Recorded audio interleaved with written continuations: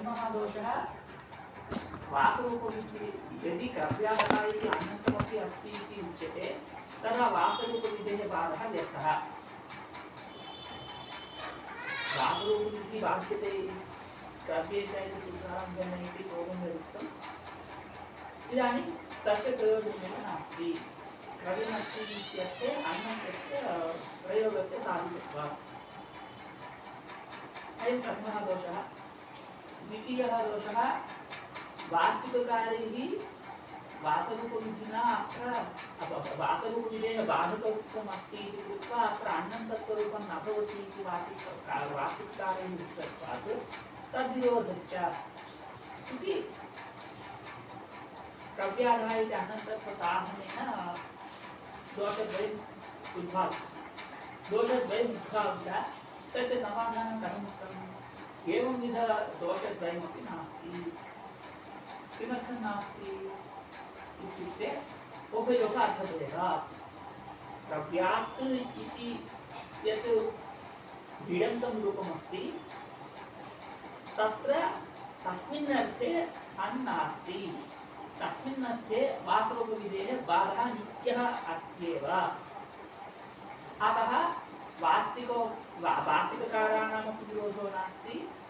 एवमेव वासरूपविधिना बाधः व्यर्थः इत्यपि नास्ति। कव्यात् इत्यर्थे अणः बाधः एकस्मिन् अर्थे। अतः उभयमपि नास्ति इति काशिकामूलस्य उदाहरणं पादमञ्जर्याम् उक्तम्। प्रायः सर्वे अमुं विचारं स्मरन्ति इति मत्वा इदमुच्यते। इदानीं काशिका नाम पङ्क्तिं एवं पदमञ्जरीपङ्क्तिं च किञ्चित् पश्यामः। तदनन्तरम् अस्माकं बोधः सुबोधः भविष्यति। एवं पठ्यताम्।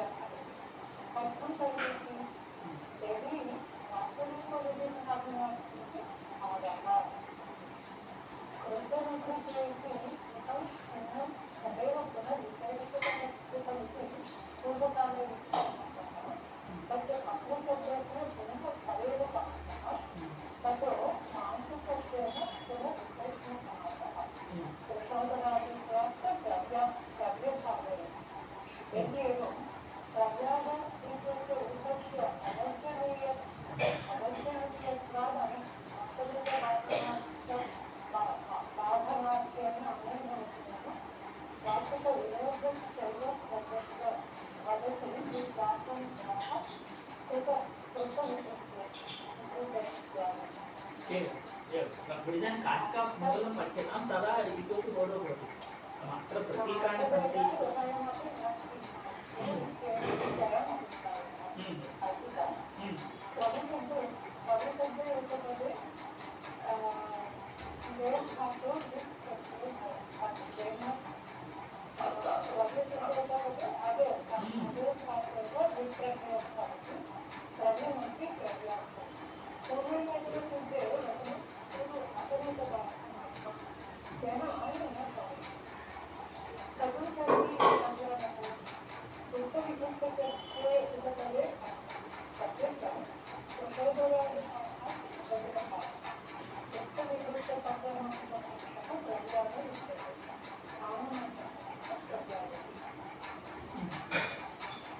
उभयोः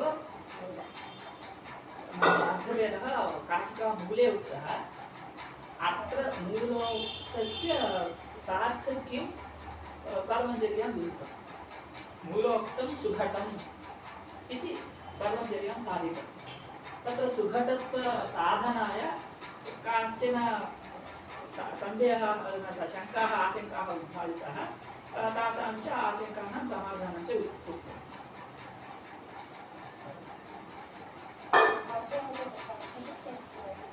एतावत्पर्यन्तं स्पष्टं खलु। भाष्ये सर्वान्ते गच्छामः। भाष्यम् इत्युक्ते सर्वसिद्धान्तः सर्वसम्मतसिद्धान्तः तदेव सर्वसम्मतसिद्धान्तः। इदानीं भाष्ये पठ्यते तर्हि अत्रोक्त सर्वस्यापि दार्शनिकं प्रमाणम्। अग्रे वक्ष्यमाणस्यापि भाष्यमेव प्रमाणं तत्र उभयोः नाम भाष्यस्य अवगमने भाष्यस्य दृष्टौ च भेदः उभयोः इत्युक्ते प्राचीन नव्य वैयाकरणयोः प्राचीनानामपि भाष्यमेव प्रमाणं नव्यानामपि भाष्यमेव प्रमाणं परन्तु भाष्ये दृष्टिः भिन्ना काष्ठाकारादीनां भाष्ये दृष्टिः अन्या अग्रे वक्ष्यमाण सिद्धान्तरीत्या नागेशानां च भाष्ये दृष्टिः अन्या एवम् एतावता अस्मिन् ग्रन्थे किं साधितम् इत्युक्ते द्रव्यात् द्रव्याधः इति उभयमपि अस्ति एवम् उक्तत्वात् एतन्मते भाष्यविरोधोऽपि नास्ति भाष्ये एकम् इदानीं द्रव्ये चेति सूत्रं व्यर्थम् इत्युक्ते तस्य वैयर्थ्यम् आधारीकृत्य वासरोपितिः बाधितः इति साधितं भाष्ये तस्य साधितस्य विवरणं काशिकामूले तस्य विवरणे च एवं अस्ति इति साधितम् स्पष्टं खलु एतावत्पर्यन्तं सर्वेषां केचन प्रश्नः वर्तते वा सिद्धान्तकौमुद्याम् अस्मिन् सूत्रे तथा विचारः कोऽपि न कृतः अत्र काशिकाकाराणां मतमेव सिद्धान्तकौमुद्यां स्वीकृतं सिद्धान्तकौमुदी एकवारं पठ्यते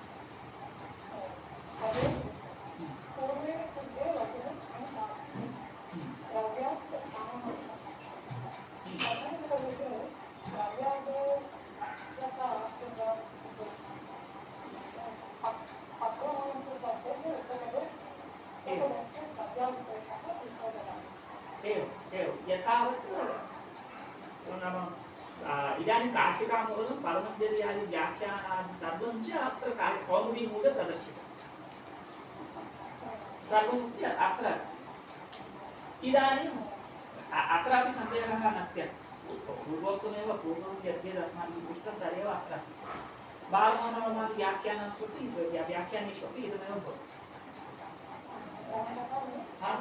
आमाम्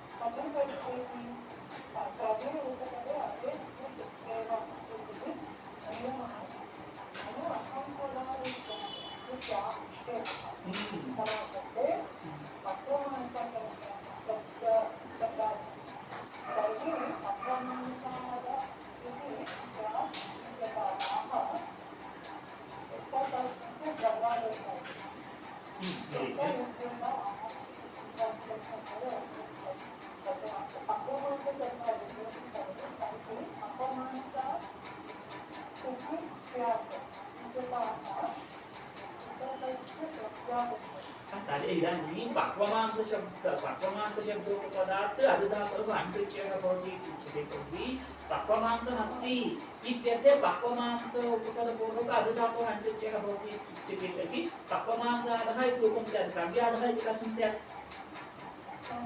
इति शङ्का पक्वमांसोपपदपूर्वक अधिधातुः अण् भवति इत्युक्ते पक्वमांसमस्ति पक्वमांसमस्ति इत्युक्ते पक्वमांसोपपदपूर्वक अधिधातुः अण् भवति तर्हि किं रूपं भवेत् इत्युक्ते पक्वमांसादः इति भवेत् परन्तु तथा भूत्वा द्रव्यादः इति कथं वा भवति इत्युक्ते कुशोत्तरादित्वात् भवति उपपदस्य द्रव्यादेशद्वारा कुशोत्तरादीनि यथोपदिष्टमिति आकृतत्वेन निपातनात् पक्वमांस इति उपपदस्य द्रव्यादेशद्वारा द्रव्यादयित्यपि भवति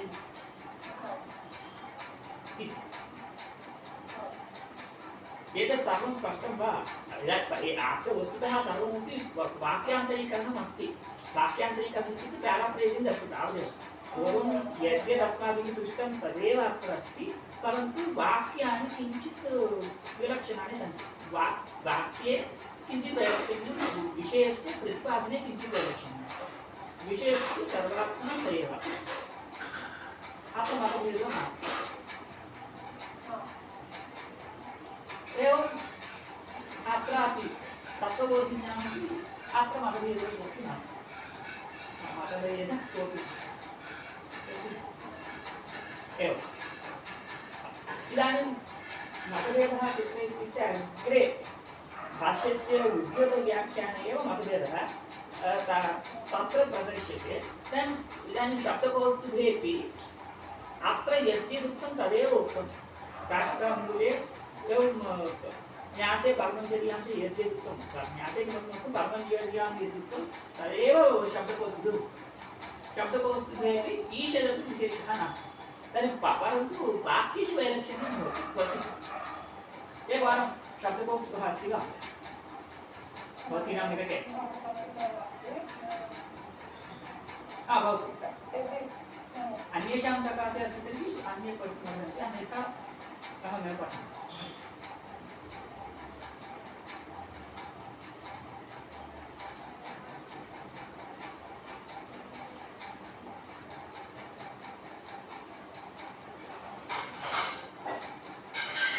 एवम् अत्र शब्दकौस्तुभे किमस्ति इत्युक्ते काव्ये च क्राव्योपपदे अदेः धातोः विप्रत्ययः स्यात् क्रव्यमस्ति क्रव्यात् पूर्वेणैव सिद्धे वचनम् असरूपवादनार्थं तेन न भवति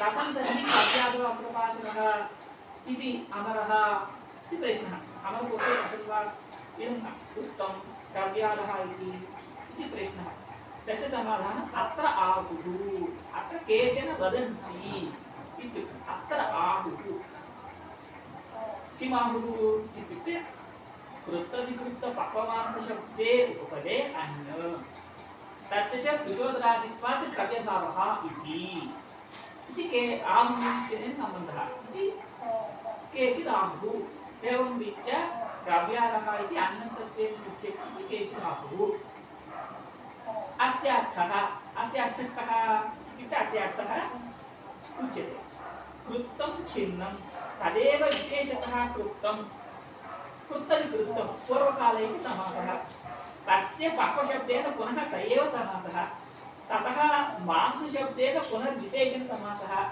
तस्य क्रव्यादेशः एतावत्पर्यन्तं क्रव्यादः इति अन्नतत्त्वेन कथं सिद्ध्यति इति तत्र प्रबन्धचर्यां यदुक्तं तदेव अग्रेपि तदेव उच्यते नन्वेवम् एवं रीत्या यदि उच्यते तर्हि क्रव्यादः इति रूपस्य अवर्जनीयतया किं वासरूपवादनार्थेन अनेन वचनेन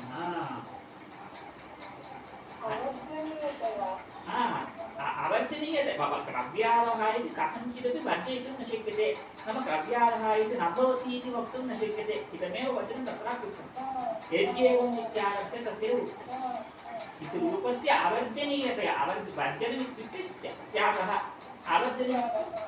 अवर्जनमित्युक्ते त्यागाभावः इदानीं क्रव्यादः इति रूपस्य त्यागाभावः सुतरामपि न सम्भवति क्रव्यादः इति कथञ्चिदपि धातुरूपविषये बाधः अङ्गीक्रियते चेदपि क्रव्यादः इति भवत्येव अतः तस्य अवर्जनीयतया किं वासरूपवादनार्थेन अनेन वचनेन किमर्थमिदं सूत्रं वासरूपवादनार्थम् इत्युक्ते यदि क्रव्यादः इति कदापि न भवति उच्यते चेदेव वासरूपवादस्य प्रयोजनम् इदानीं वासरूपवादः अपि अङ्गीकृतः एवं क्रव्यादः इति रूपमपि अङ्गीकृतम् इत्युक्ते वासरूपविधेः बाधनेन किं वा साध्यते अतः वासरूपवादनार्थेन अनेन वचनेन किं अनेन वचनेन इत्युक्ते अनेन सूत्रेण प्रयोजनं किम् इति एवं वार्तिकविरोधश्च वासरूपविधेः बाधः अनेन क्रियते इति वार्तिककारैः यद् वाक्यम् उक्तं तस्य विरोधश्च इति पदमञ्जर्यां यदुक्तं तदेव अत्र उक्तं परन्तु किञ्चित् वाक्यभेदः अस्ति तावदेव इदानीं तस्य समाधानम् उच्यते यदाह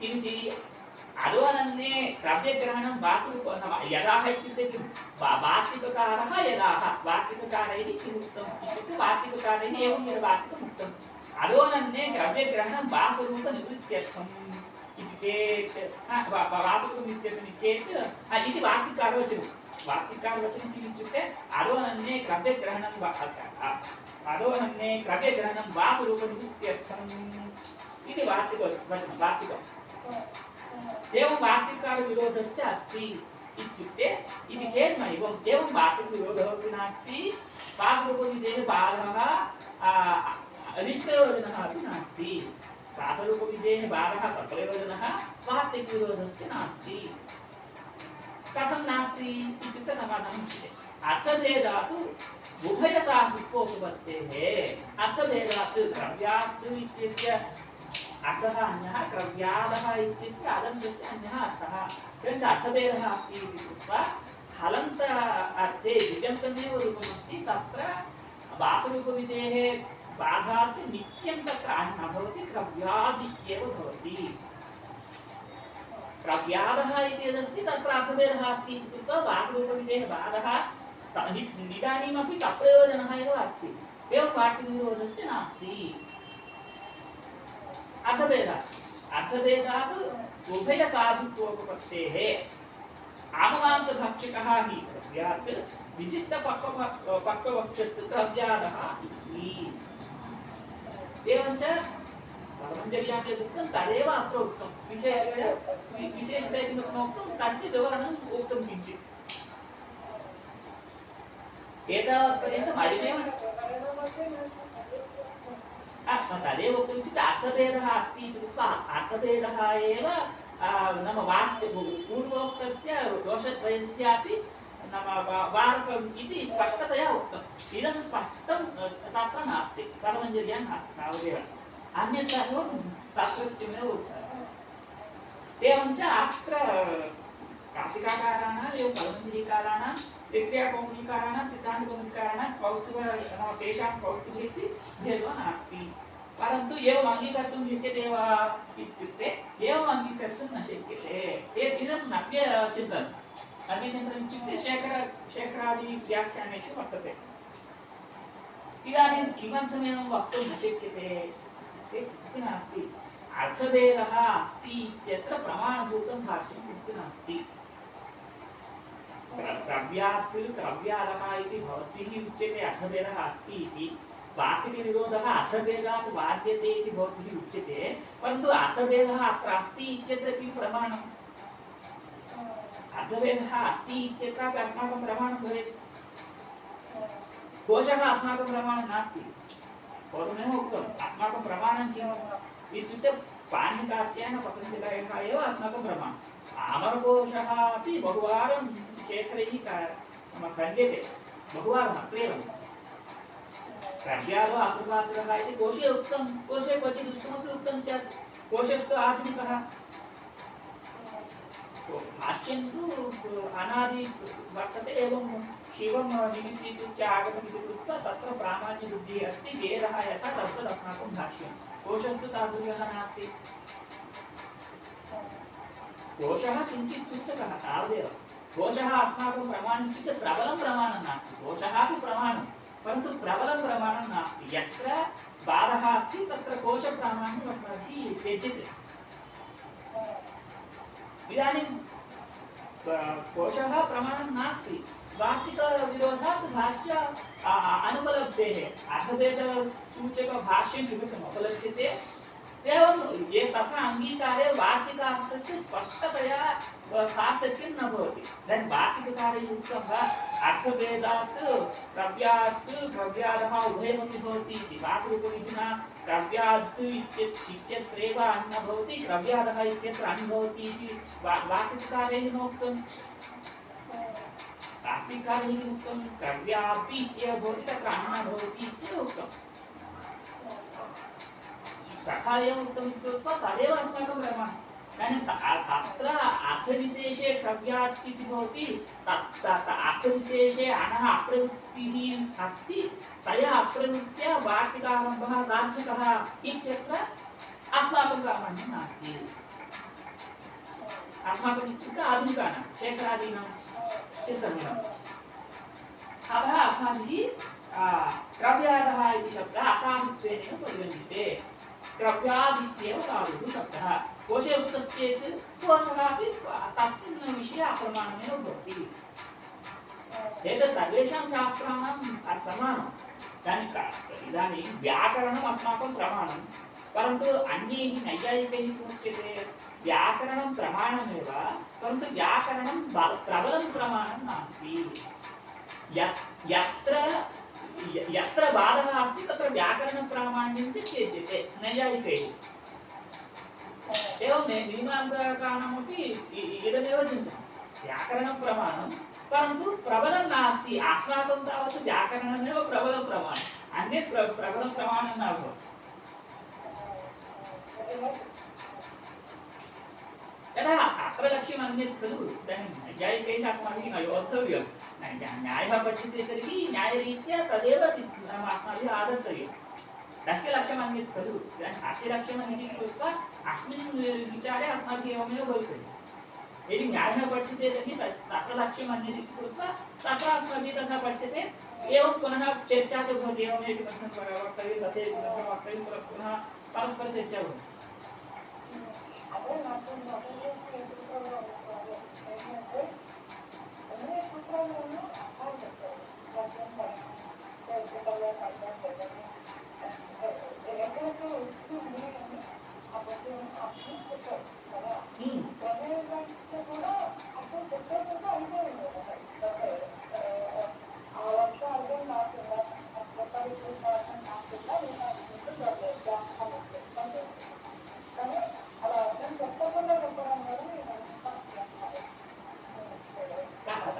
तत्र सूत्रकारेपि अर्थः नोक्तः इति कृत्वा एव सूत्रकारः अपि अस्माकम् अनुकूलः अस्मिन् सिद्धान्ते शेखराणां सिद्धान्ते यत्र विशिष्टार्थः अभिमतः तत्र अर्थः सूत्रकारेव वार्तिकारेव स्वीकृतः अत्र तदपि नास्ति अत्र एवं स्वीकारे अस्माकम् आनुकूल्यमपि अस्ति वार्तिकस्य इतोपि औचित्यमस्ति सूत्रकाराणां च आनुकूल्यमस्ति कुत्रापि अर्थभेदात् एवं सिद्धिः इति अन्यत्र भाष्यं च प्रमाणभूतं भाष्यं च नोपलभ्यते अतः अत्र कव्यालः इति शब्दः अन्नतत्वेन कोशकारैः साधितः असाधुः वक्तव्यमेव भवति एका युक्तिः यदि अस्माकं बुद्धिः अस्ति क्रव्यादः इत्यस्य सिद्धिः प्रकारान्तरेण भवितुमर्हति तर्हि क्रव्यादः इति रूपमेव न सिद्ध्यति इति नोच्यते क्रव्यादः इति अन्नतं नास्ति इत्युच्यते वासुदेवः अत्र बाधितः अतः अन्यत् प्रत्यान्तं क्रव्यादः इति पदमिति वयं बुद्ध्या किञ्चित् शास्त्रसीमान् अतिक्रम्य वयं वक्तुं शक्नुमः एवं खलु सर्वदा अस्माभिः एवं चिन्तनीयम् तत्र बुद्धिः प्रमाणं पोषकाराणामेव साधुता अस्माभिः आलम्भनीया नाम आश्रयणीया इत्युच्यते तर्हि अयं पक्षः त्यज्यताम् पक्षान्तरं यदि स्वीक्रियते तर्हि पोषकाराणां पक्षः यदि साधीयान् तर्हि साधीयान् भवति तर्हि दोषे नाम खण्डने अस्माकं तात्पर्यं नास्ति परन्तु भाष्यं नाम अतिक्रम्य यः कोशः अस्ति सः कोशः अस्माकं प्रमाणभूतो न भवति इदानीं कव्यालो वस्त्रभाषणः इति कोशः भाष्यम् अतिक्रम्य दृश्यते अतः एवंविधकोशः अस्माकं प्रमाणं नास्ति एवं बहुत्र खण्ड्यते अत्रैव नास्ति कोशप्रामाण्यं बहुत्र निराक्रियते तत्र अस्माकम् अध्ययनवेलायाम् इदम् उदाहरणम् आगतम् प्रसिद्ध्या ततस्त्रिषु इति उच्यते कोशमाश्रित्य ततशब्दः त्रिषु लिङ्गेषु अस्ति इत्युच्यते ततस्तटी ततमिति कोशप्रामाण्यात् ततस्त्रिषु त्रिषु लिङ्गेषु ततशब्दः भवति इति कोशकारेण उच्यते परन्तु तदपि खण्ड्यते कोशकारेण उच्यतां नाम परन्तु शास्त्ररीत्या तथा न भवति एवं बहुत्र यथा समयम् अस्माभिः कोशखण्डनानि अपि ज्ञातव्यम् इदानीम् अत्र तावत् इदं कोशवचनं खण्डितं सिद्धान्तरीत्या अन्येषां रीत्या तदा न खण्डितं तदाश्रितं तस्य व्याख्यानाय तस्य कोशस्य साधनाय किं कर्तव्यं भाषिकार्थस्य सन्तोषकर्तव्यः अभूत् भाष्य अनुपलब्धस्य अङ्गीकारः कर्तव्यः अभूत्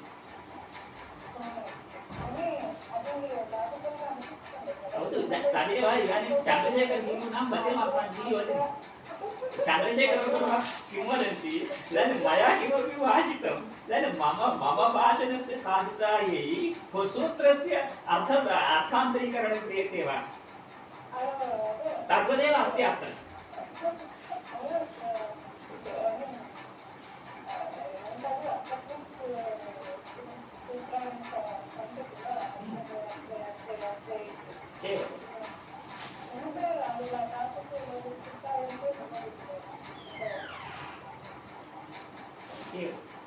एवञ्च अस्य सूत्रस्य विचारः एतावता चिन्तनेन अस्माभिः साधितः पर्याप्तं पुस्तकः इतोपि चिन्तनं कर्तुं शक्यते परन्तु इदानीं मास्तु काले भगवान् यदि अस्मान् अनुगृह्णीयात् तदा पुनः द्रक्ष्यामः एकवारं पठनेन इमाम् इदं सर्वमपि अस्माकं बुद्धिं न तिष्ठति इदं प्रतिसूत्रम् अस्माभिः उच्यते एव वक्तव्यञ्च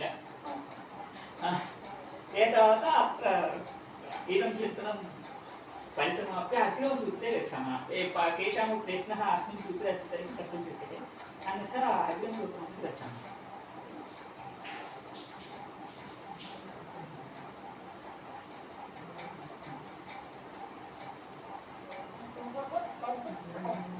एवम् अन्येषां वचनस्य आश्रवणार्थं वयं नूतनं सूत्रे प्रविशामः दुहः कं खश्च इति सूत्रम् एवम्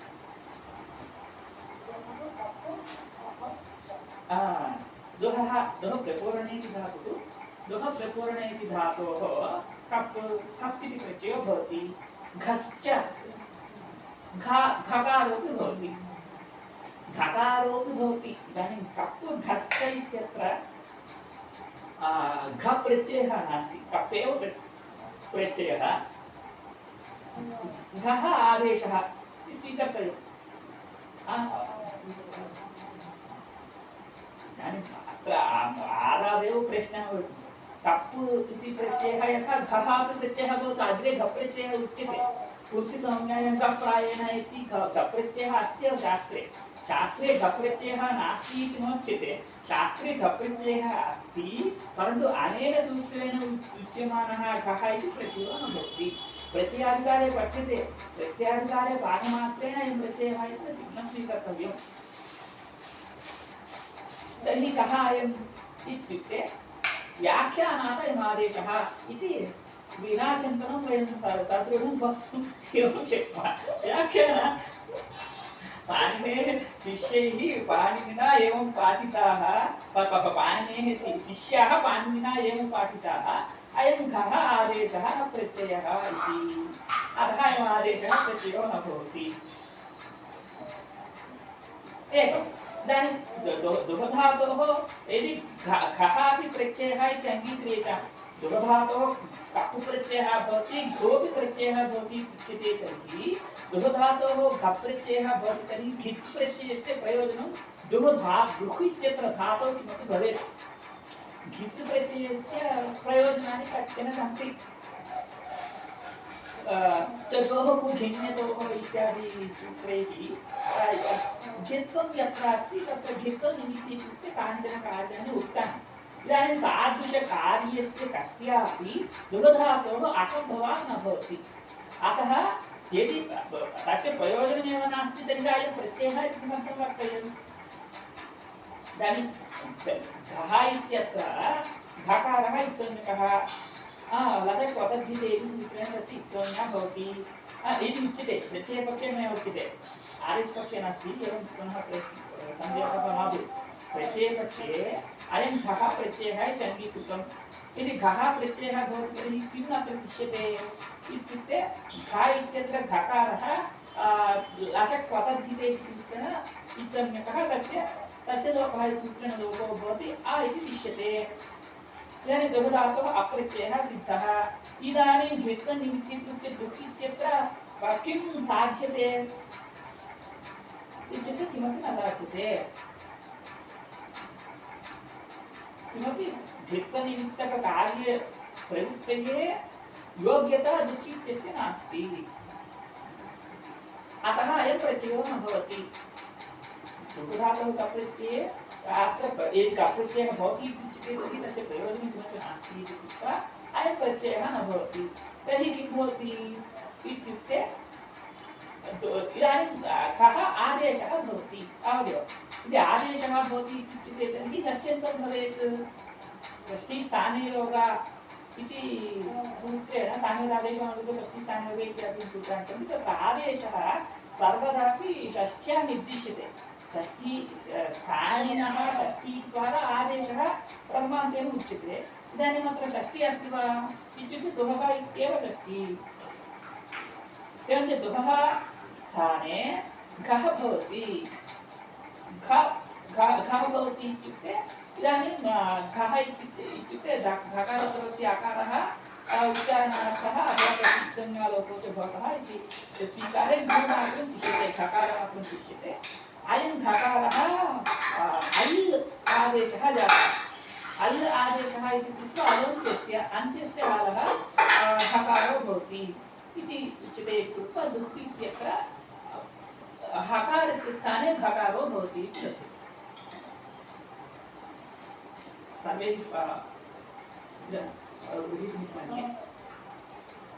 प्रार्थना कः सम्पन्नः दुःधातोः कप् प्रत्ययः भवति। दुः कप् घश्च दुःधातोः घकारः आदेशोऽपि भवति।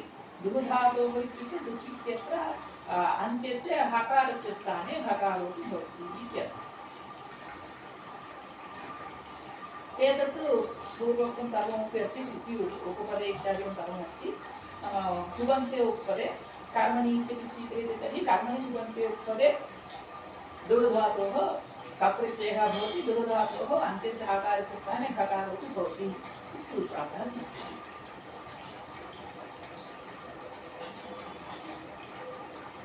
स्पष्टं वा सर्वे?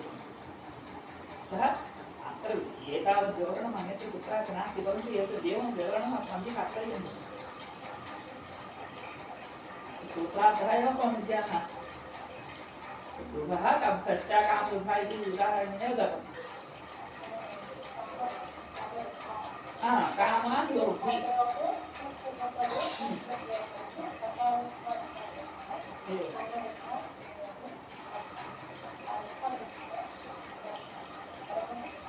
एवं कामान् दोषि अर्थं दोषि धर्मं दोषि इत्यादिषु अर्थेषु कामादिषु उपपदेषु दोधातुः कप्रत्ययः नाम उपपदसमासः सूत्रकादिषु सर्वाणि कार्याणि कामदुःख इत्यत्र आकारस्य घकारादिशः प्रत्ययमेलनं कामदुःख सुभादिष्टादिः कामदुःख अदन्तत्वात् पुनः अजाद्यतस्तापु तापः अनन्तरं कामदुःखः इति सिद्ध्यति।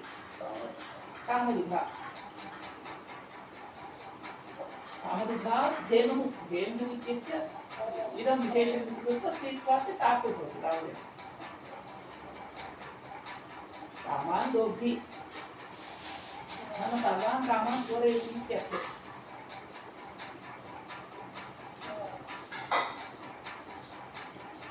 अस्मिन् सूत्रे पुनः तावान् मतभेदः कोऽपि नास्ति। सर्वेषां मते अयमेव अर्थः। नाम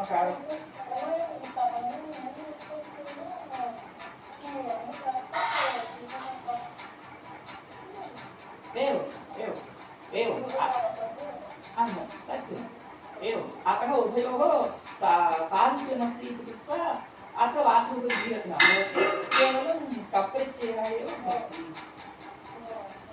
सत्यम्। सर्वेषाम् अत्र विचारः नास्ति। कुत्रापि ग्रन्थे एवं विचारः अत्र नास्ति। इतोपि अधिकतया वयम् अग्रिमसूत्रं प्रति गन्तुं शक्नुमः। भवतां प्रश्नः कोऽपि अस्ति तर्हि प्रष्टुं शक्यते। अग्रिमसूत्रे पुनः महान् विचारः अग्रिमसूत्रे अग्रिमसूत्रमारभ्य वर्तते।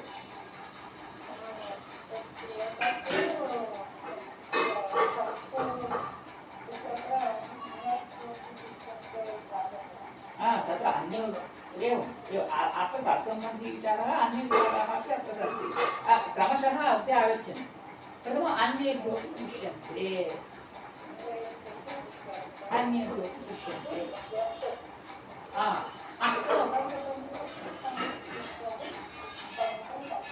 आमाम् आम्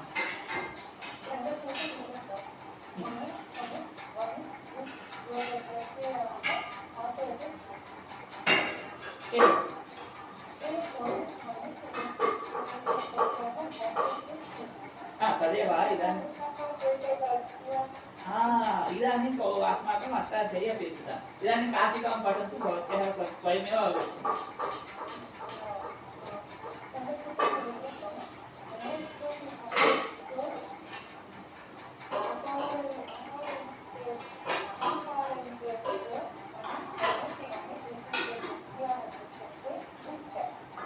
इदानीम् अनुवृत्तयः अस्माभिः ज्ञातव्यः अनुवृत्तयः इदानीम् अस्मात् पूर्वम् आदौ मणि पश्चात् सूत्रमस्ति तदनन्तरं विजुपे छन्दसि इति सूत्रमस्ति इदानीम् आदौ मणि एवम् आदौ मणिम् इति सूत्रेण किं लभ्यते आदन्तधातोः मणिन् नाम वनिपु प्रत्ययाः भवन्ति छन्दसि वेदे एव आदन्तधातोः वेदे नाम इमे प्रत्ययाः भवन्ति तत्र मन्त्रे अनुवर्तते पूर्वसूत्र धातुमणिमिति सूत्रे मन्त्रे इत्यनुवर्तते अथवा छन्दसि वा अनुवर्तते कथञ्चिदपि वेदे एव इमे प्रत्ययाः भवन्ति अत्र नास्ति अत्र नास्ति तत्र आदौमणिमिति सूत्रे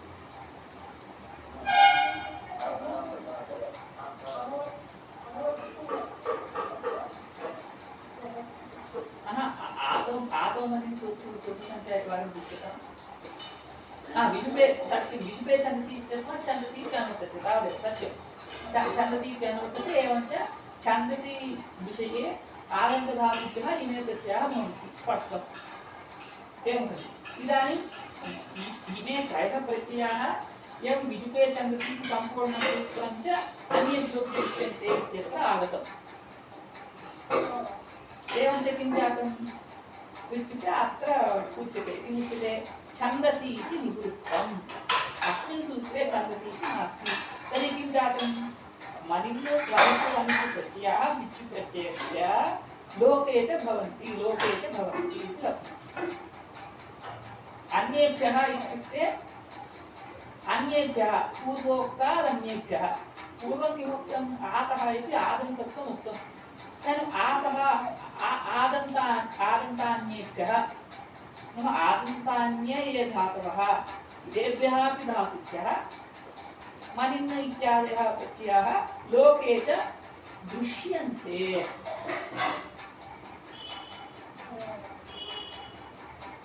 स्पष्टं खलु छन्दसि इति निरुक्तम् अन्येभ्यः धातुभ्यः नाम आदन्तभिन्नेभ्यः तदेव अनाकारेभ्यः इत्युक्तं काशिकामध्ये पूर्वम् आदन्तेभ्यः प्रत्ययाः उक्ताः इति कृत्वा इदानीम् अन्यपदेन आदन्त अन्ये प्राप्यः अतः अनाकार इति उक्तम्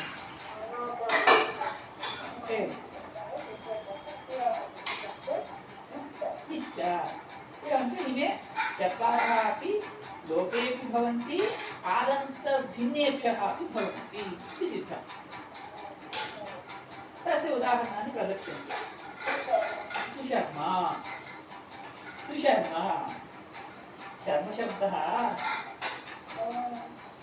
विलक्षणः सर्वे शब्दाः विलक्षणाः संस्कृते शर्मशब्दः एव विलक्षणः इदानीम् अत्र सुशर्मशब्दः अपि स्वीकुर्मः केवलं शर्मा इति नास्ति शर्मा इत्युक्ते किं श्रूहिंसायाम् इति धातुः उच्यते श्रूहिंसायां धातुः श्रूहिंसायाम् इत्यस्मात् धातोः अनेन सूत्रेण मणिं कृत्य सुशर्मा शोभनः शर्मा इत्यर्थे श्रूधातोः अनेन सूत्रेण मणिं प्रत्ययः सु शर्मन् इति जातु मध्ये धातुः सु श्रूमनिन् इति जातु सु श्रूमन् इति जातु श्रू इत्यत्र धातुः ऋकारः दीर्घऋकारः मनिप्रत्ययस्य आर्धधातुकत्वात् सार्वधातुकार्धधातुकयोः सूत्रेण गुणः रप्रथम पुरन्दपरः इत्यनेन रप्रथम तेन सुशर् मन् सुशर्मन् इति पुरन्दं प्रातिपदिकं तस्य प्रथमे वचने सुशर्मा इति सार्थकः शोभनः शर्मा नाम यः सम्यक् हिंसां करोति सः सुशर्मा इति जातम् अस्मिन् अर्थे यः हिनस्ति सम्यक् हिनस्ति सः सुशर्मा हिंसायां स्थितः अन्यः व्यर्थः उच्यते किं सर्वे शर्माणाः नाम किं हिंसां कुर्वन्ति वा तथा नास्ति अन्यः अर्थः कः इत्युक्ते अशुभं हिनस्ति इति शर्मा इति यद् अशुभमस्ति तस्य हिंसां करोति यागादिकर्मद्वारा अशुभस्य हिंसां करोति अतः सः सुशर्मा भवति हिंसा एव हिंसा कस्य इत्युक्ते अशुभस्य शुभस्य नास्ति शुभस्य हिंसकः शर्मपदे नास्ति अशुभस्य हिंसकः शर्मा अशुभस्य हिंसकः शर्मा इत्येव अशुभस्य हिंसकः शर्मा इति जातम् एवञ्च तदेव अत्र उच्यते श्रूधातोः मन् प्रत्यये सुशर्मा इति सिद्ध्यति मन् प्रत्ययस्य एकम् उदाहरणं दत्तम् अनन्तरं प्रातरित्वा एवम् एवम् एवम् अत्र क्वनिक् प्रत्ययः इन् धातुः प्रातरिति उपपदपूर्वकः इन् धातोः क्वनिक् प्रत्ययः प्रातरित्याभिवम् तस्मात् इन् धातुः प्रातर् इ अनेन सूत्रेण क्वनिक् प्रत्ययः वन् इत्युक्ते प्रातर् इ वन् इति जातम् इदानीं क्वनिक् प्रत्ययः कीदृशः अस्ति सिक् अस्ति इत्युक्त्वा एवम् उत्तरपि अस्ति इत्युक्त्वा पूर्वं विद्यमानः इ इत्यस्य ह्रस्वस्य पिति कृति चुक्ति उदागमः तेन प्रातर् इत् वन् प्रातरित् वन् इति कृतं प्रातः तस्य प्रथमे कृत्वा प्रातरित्वा इति सिद्ध्यति प्रातरित्वा प्रातरित्वानौ नाम प्रातरित्वानः इति क्वनिबन्धरूपाणि एवं भवन्ति इति उच्यते इति वक्तव्यम् नाम इदम् अव्ययं नास्ति इति स्पष्टं द्योतनाय पुनः द्योतनस्यापि उदाहरणं वर्तन्ते वक्तुं शक्यते आपाततः श्रवणेन प्रातरित्वा इति क्वान्ताव्येव भासते तथा अत्र माभूति कृत्वा दोषमपि उक्तमिति एवं दृश्यते अग्रिम व्याख्याने किमपि अस्ति वा इति द्रक्ष्यामः तेन च अत्र उभयमपि प्रदर्शितं प्रातरित्वा इति परिबन्धरूपं तस्य द्योचने प्रातरित्वा इति सिद्ध्यति अनन्तरं वनिकः उदाहरणं विजावर्ते अग्रे गाव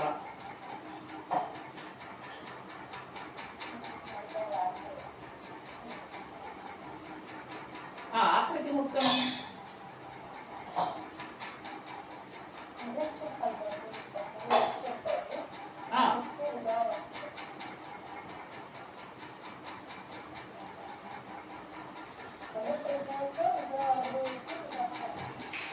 अत्र किं जातं वि उपसर्गपूर्वकः जनि प्रादुर्भावे इति धातोः वनिक् प्रत्ययः वि जन् वन् इत्यस्ति वि उपसर्गः जनि प्रादुर्भावे धातुः वि जन् इदानीं वनिक् प्रत्ययः वनिक् इत्यत्र अनुबन्धरूपे प्रत्यये वन् इति सिद्धम् एवञ्च वि जन् वन् इति जातम् इदानीं विट् भगवन् अरिनासिकस्य इति अग्रे सूत्रम् आगच्छति तेन वन् इत्यत्र आकारादेशः भवति तेन वि जन् आ न इति जातम् वि जन् इत्यत्र जकारोत्तरवचनः अकारस्य स्थाने आकारेच्छा वि जा वन् इति जातं विजावन् इति लोकं नाम कृतन्तः प्रातिपदिकं तस्य प्रथमेकवचने विजावा इति सिद्ध्यति स्पष्टं वा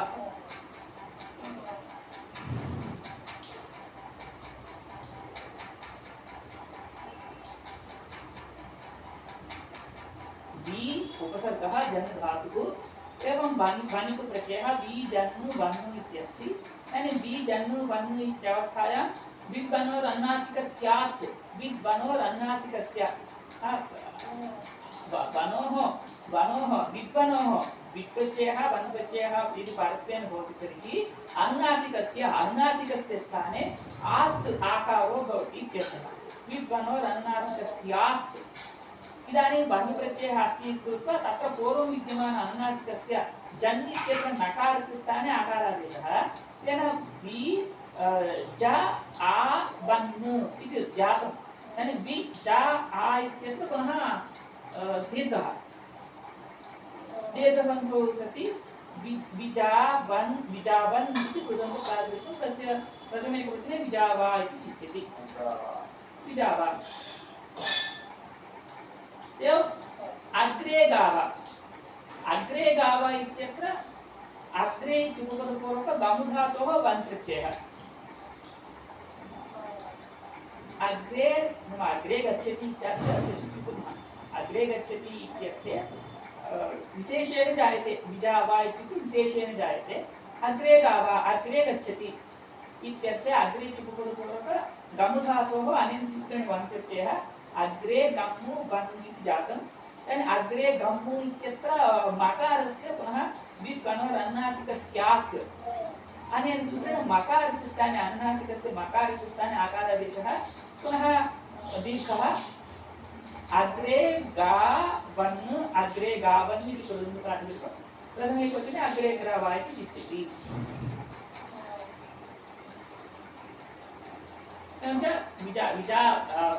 विजावा अग्रे अग्रे गावा विजावा अग्रे अग्रे विशेषेण जायते इति अथवा अग्रे गच्छति इत्युक्ते अग्रे गाव अग्रे विशेषेण जायते इत्यर्थे विजावाग्रे इति रूपाणि सिद्ध्यन्ति वैदिकरूपाणि विच् कल्पति विच् प्रत्ययः अपि भवति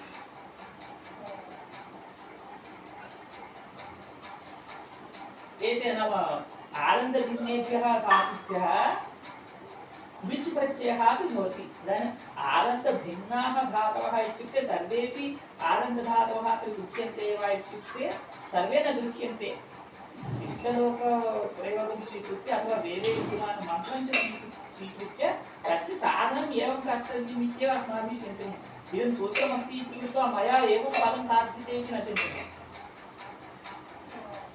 अस्माकं बुद्धौ सर्वदा भवति सूत्रमस्ति इति कृत्वा अस्माभिः रूपसाधने यत्नः न कर्तव्यः शिष्टैः रूपं प्रयुक्तं तर्हि तस्य साधनाय सूत्रान्वेषणं सूत्रमस्ति इति कृत्वा तत्सूत्रं कृत्वा तस्य रूपस्य साधनाय प्रयोगः कर्तव्यः इति न चिन्तनीयम्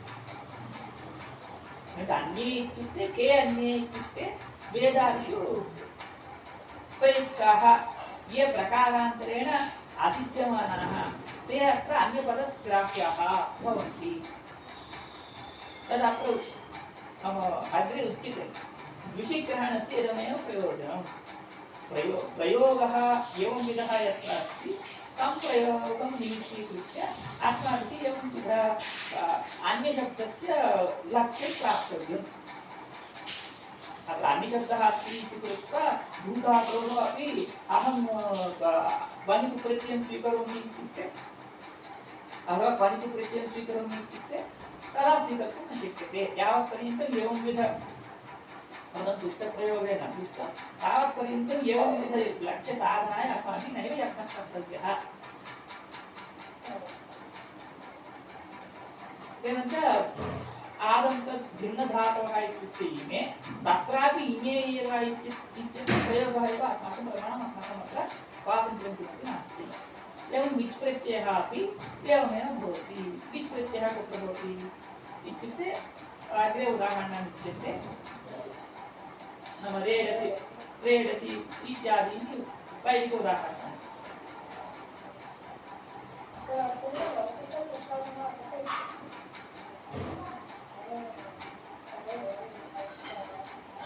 तदेव यतः वेदे एव तादृशप्रयोगाः दृश्यन्ते, लोके तादृशप्रयोगाः न सन्ति। न सन्ति इत्युक्ते काशिकाकाराणां दृष्टौ तथा न लब्धः इति कृत्वा वैदिकोदाहरणं प्रति गतम्।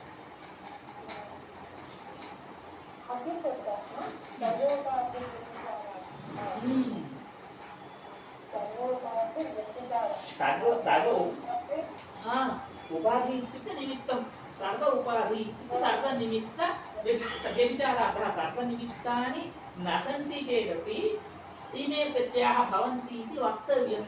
तदर्थमेव अपि शब्दः अत्र प्रयुक्तः। अन्येभ्योऽपि दृश्यन्ते, अन्येभ्यो दृश्यन्ते इति वक्तुं शक्यते। अन्येभ्योऽपि इत्यस्य अपि इत्यस्य सार्थक्यमेव उच्यते। यत्र आदन्तः अपि नास्ति, अनादन्तः अस्ति, एवम् इमे अर्थाः अपि न सन्ति, तत्रापि इमे प्रत्ययाः भवन्ति।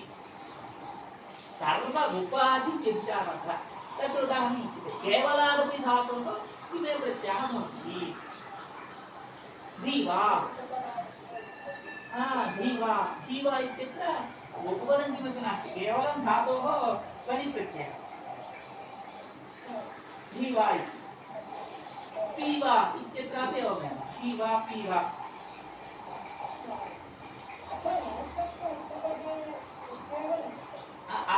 धातुरेव उपपदं किमपि नास्ति अत्र। अत्र केवलं धातोः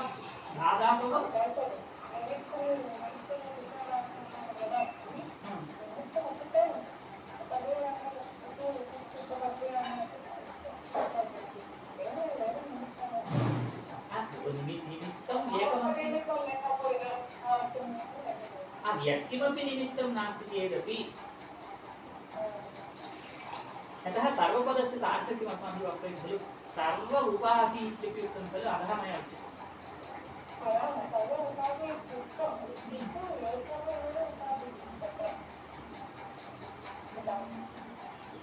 एक एव इति नास्ति, अर्थाः तु उपाधयः खलु। इदानीम् इमे प्रत्ययाः कर्तृस्थे भवन्ति कर्तरिकृत् इत्यनेन। कर्तृत्वं विनापि अन्ये अर्थाः भवन्ति चेत् भवति इति वक्तव्यम्। द्विषिग्रहणं प्रयोगानुसरणार्थं इदम् अस्माभिः दृष्टम्। इदं सूत्रमस्ति इति कृत्वा अस्माभिः लक्ष्यसाधनाय यत्नः नैव कर्तव्यः। लक्ष्यं किञ्चिदस्ति, तस्य साधनं कथञ्चित् न शक्यते। यत्र तादृशलक्ष्यस्य सिद्धिः अनेन सूत्रेण भवति इति वक्तुमेव इदं दृष्टम्। यत्र यत्र द्विषिग्रहणमस्ति, द्विषिग्रहणं न सर्वशास्त्रं तदर्थमेव। सूत्रमस्ति इति कृत्वा इदं साधयामि इति अस्माभिः यत्नः नैव कर्तव्यः। सूत्राणि सन्ति, सूत्राणि छुरिकावत् भवन्ति। छुरिकया वयं किमपि कर्तयितुं शक्नुमः। तत्र अस्माकम् औचित्यमपेक्षितम्। इदं मया कर्तनीयम्, इदं मया न कर्तनीयम्, इदं कर्त्यते तर्हि इदं प्रयोजनं सिद्ध्यति, इदं कर्त्यते तर्हि इदं प्रयोजनं दृश्यति इत्यादिकम् अस्माकं बुद्धौ तिष्ठेत्। एवंविध सूत्राणि एवं विधान्येन इदं सूत्रमस्ति तर्हि शिष्टप्रयोगः एवं सिद्ध्यति। शिष्टप्रयोगानुसारि सूत्रबुद्धिः तावदेव।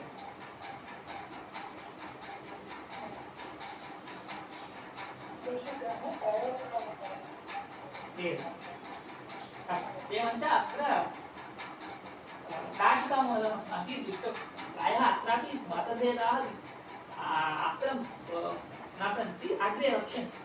मतभेदाः अग्रे अवश्यम् आगच्छन्ति। अस्माकम् इतोपि अवधानं भवेत् अग्रिमसूत्रे। केचन प्रश्नः अस्ति तर्हि प्रष्टुं शक्यते, अन्यथा वयम् अग्रिमकक्षायां मेलिष्यामः।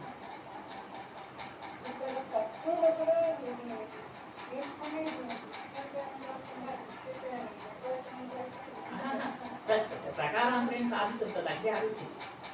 अन्येभ्योऽपि दृश्यन्ते इत्यस्य तस्य सम्बन्धः न, तदपि अग्रे आगच्छति।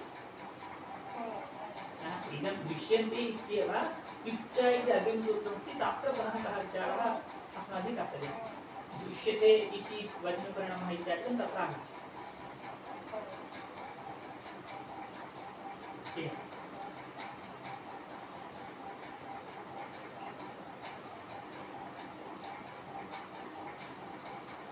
अस्तु तर्हि वयम् अग्रिमकक्षायां निरीक्षामः। अद्य भ्रमरमहोदयाः न सन्ति, तासाम् अभावः स्फुटं नाम अध्वनि न भासते।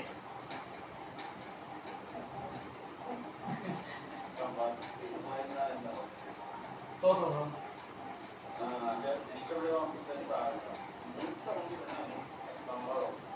भवतु, अग्रिमकक्षायाम् आगच्छेयुः इति मन्यामहे।